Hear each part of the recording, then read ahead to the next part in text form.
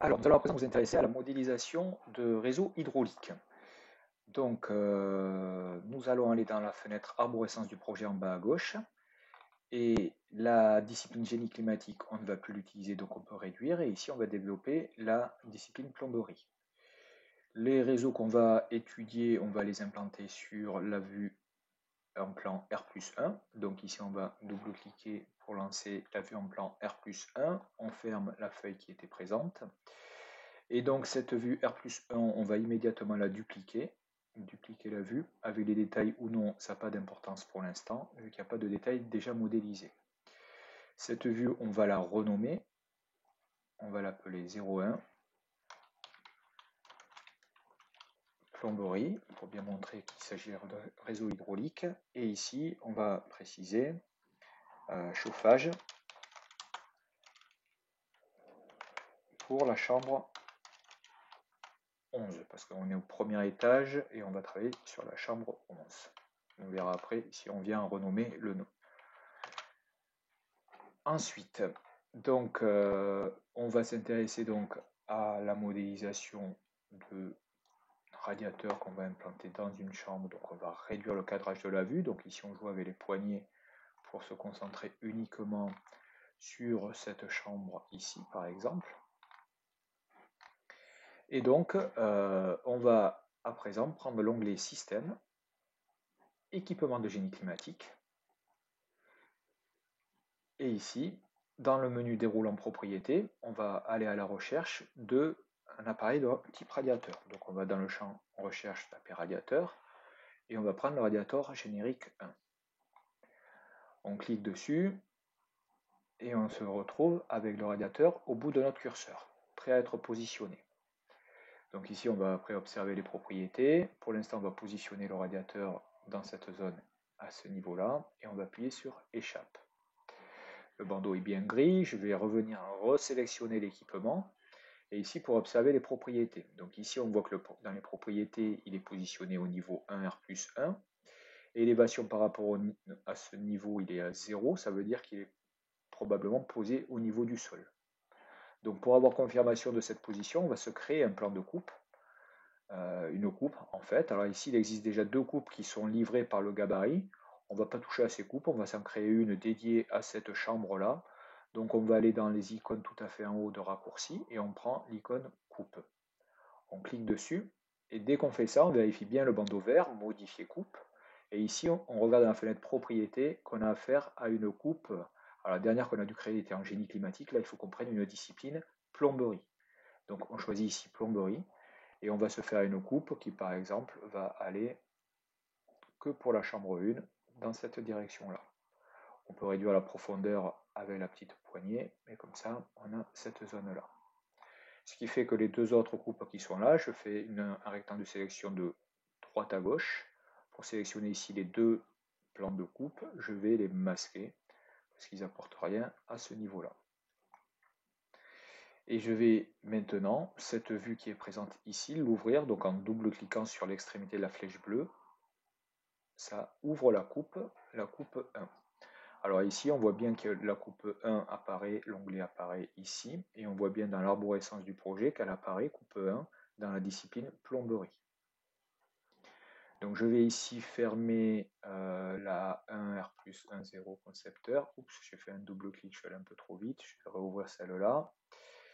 Et du coup, on va faire un petit WT, ZA, pour zoomer et adapter notre modélisation.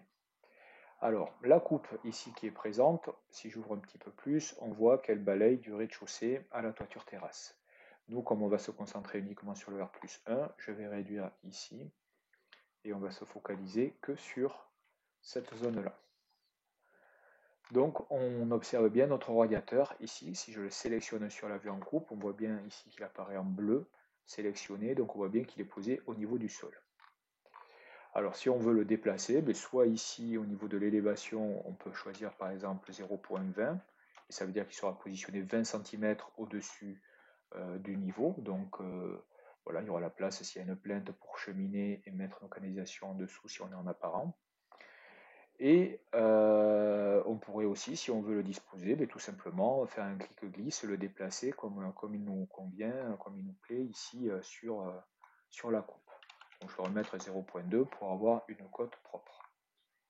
Ensuite, on va observer cet objet. Cet objet, quand on le sélectionne, on voit des choses connues, des connecteurs, comme on l'a vu sur les équipements d'aérolique.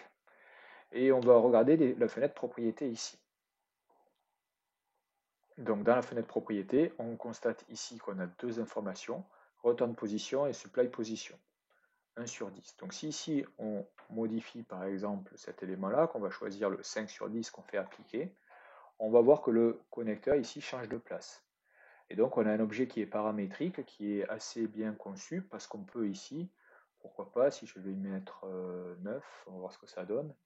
9, j'ai par exemple la sortie qui va se situer de ce côté-là. Alors pour bien confirmer qu'on a entrée-sortie, il faut regarder au niveau du connecteur les informations dont on dispose. Le 15, on verra, correspond au diamètre, et le intérieur-extérieur correspond à la direction du flux. Donc là, intérieur, ça veut dire que le flux rentre à l'intérieur de l'objet, extérieur, ça veut dire que le flux sort de l'objet. Donc là, on a bien l'eau chaude qui va rentrer dans l'objet, et l'eau froide qui va sortir du radiateur. Donc on a bien confirmation ici d'un raccordement, ici en opposition, qui va permettre de bien irriguer la totalité du radiateur. Ensuite, dans les informations dont on dispose, donc ici on peut gérer comme on veut, on a des informations de cote, et ici on va voir qu'on a des informations de génie climatique. Et donc parmi les informations de génie climatique qui sont disponibles, on voit que tout est grisé, ça veut dire que ça résulte de calculs qu'on ne peut pas modifier. En fait, toutes ces informations-là, si on veut les consulter, on va aller dans modifier le type, ici, et qu'est-ce qu'on voit apparaître? D'autres informations de géométrie, les cotes, mais surtout génie climatique. Ici, on voit apparaître radiation. Alors, c'est une traduction un peu maladroite de la puissance.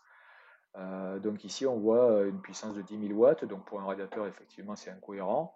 Mais libre à nous de le modifier, de mettre 1000 watts si on le souhaite. Et ici, on voit température retour aller, 80-60. Donc si on choisit par exemple de mettre 1000 watts donc, et ici 80-60, qu'on fait OK, on va regarder la fenêtre ici propriété et on va constater qu'il a fait une température moyenne à 70, 80-60, et ici qu'il a déterminé un débit automatiquement, un débit là qui est à 0,044 m3 par heure, donc à 44 litres. 0,044 m3 par heure, c'est ça, donc à 44 litres par heure, qui correspond à 1000 watts et un delta T de 20 degrés. Si automatiquement ici on met une puissance 2 fois plus importante, on va voir que le débit d'irrigation ici devrait être multiplié par 2. Donc au lieu d'être à 44, il bascule bien à 48, c'est bien ce qu'on constate ici. Donc en fait, il a bien la formule P égale QMC delta θ embarquée et il ne fait que appliquer cette formule-là en fonction de la puissance qu'on impose et du régime de température d'eau que l'on impose. Il va calculer ainsi le débit. Voilà pour les propriétés de cet objet pour lequel maintenant on va pouvoir étudier le raccordement.